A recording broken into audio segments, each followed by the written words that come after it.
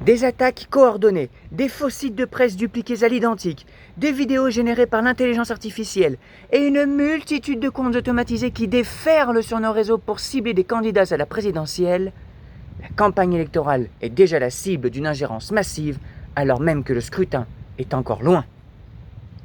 Bonjour et bienvenue à tous dans ce nouvel épisode d'AP et Politique, l'émission qui vous permet d'appréhender de façon perspicace les événements de la vie politique. Et aujourd'hui, nous plongeons au cœur d'une menace qui pèse sur notre souveraineté démocratique. Ces derniers jours, Gabriel Attal, Édouard Philippe et Raphaël Glucksmann ont été visés par des réseaux pro-Kremlin. Mais derrière l'écume judiciaire et la bataille politique du moment, que se passe-t-il réellement? Sommes-nous face à une simple guerre d'influence classique ou assistons-nous à une mutation profonde de nos démocraties libérales? Pour comprendre ce phénomène, il faut d'abord interroger le passé. Historiquement, l'ingérence a toujours existé, qu'il s'agisse des opérations de désinformation de la guerre froide ou du soutien financier clandestin à des groupes politiques. Cependant, le cadre juridique international, fondé sur le principe de non-ingérence, consacré par l'article 2 de la Charte des Nations Unies, est totalement dépassé par le cyberespace. Aujourd'hui, les États agresseurs exploitent la zone grise. Regardez les opérations identifiées par la communauté du renseignement, la campagne Doppelganger par exemple, qui a cloné des dizaines de sites d'information légitimes comme Le Figaro ou Le Monde pour y publier de faux articles qui discréditaient l'Occident. Plus récemment, le réseau Storm 1516 et l'opération Matryoshka ont franchi un cran supplémentaire en créant des vidéos deepfake et en inondant les rédactions de fausses alertes pour saturer les cellules de fact-checking. Comme ces opérations de manipulation de l'information ne constituent pas une agression armée, au sens de l'article 51 de la Charte de l'ONU, elles empêchent le recours à la légitime défense, ce qui contraint les États victimes à intervenir par le biais de contre-mesures numériques, de rétorsions économiques ou de dénonciations politiques.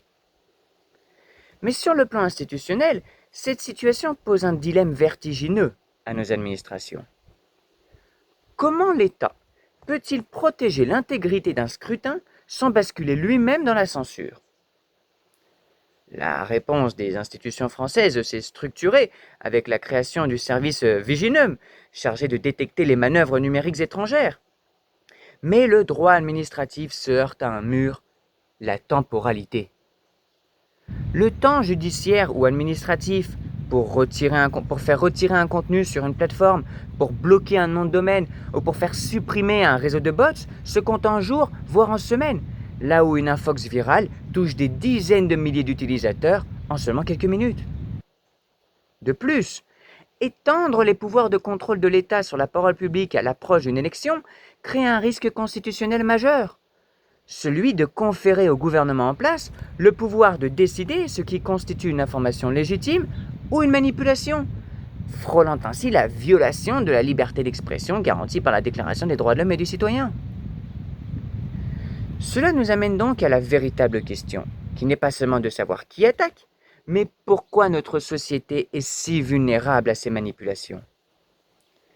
Les ingérences étrangères ne créent pas des fractures sociétales à partir de rien. Elles appliquent la technique dite de l'astroturfing, que l'on appelle aussi parfois la désinformation populaire planifiée. En substance, elles identifient nos lignes de failles existantes, les tensions sur le pouvoir d'achat, le débat sur l'immigration ou la défiance vaccinale à l'époque de la Covid, et elles utilisent des réseaux de faux comptes automatisés sur X ou sur TikTok pour faire croire à une colère spontanée de la population. D'un point de vue sociologique, l'ingérence tire sa force de la crise de confiance envers les corps intermédiaires.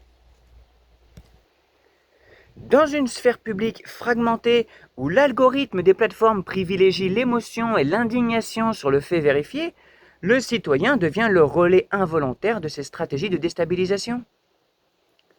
Face à ce constat, pensez-vous que nos institutions démocratiques sont encore armées pour garantir la sincérité d'une élection à l'ère des réseaux sociaux et des intelligences artificielles? Ou bien faut-il reconfigurer totalement nos libertés numériques pour nous défendre?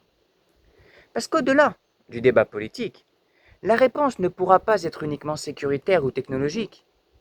Si nous répondons à l'ingérence par un contrôle étatique disproportionné d'Internet, nous offrons à nos adversaires géopolitiques leur plus grande victoire, celle de nous faire renoncer aux libertés fondamentales qui font la spécificité des sociétés ouvertes. Le véritable défi de ces prochaines années ne sera pas seulement policier, il sera citoyen. Il s'agira de revaloriser l'éducation aux médias, de renforcer l'indépendance de la presse et de restaurer la confiance dans l'espace public commun. Merci à tous d'avoir suivi ce décryptage. La discussion continue juste en dessous, j'attends vos analyses et vos retours en commentaire. N'hésitez pas non plus à vous abonner pour recevoir chaque jour une analyse de l'actualité. Et quant à moi, je vous dis à très vite pour un nouvel éclairage sur la vie politique.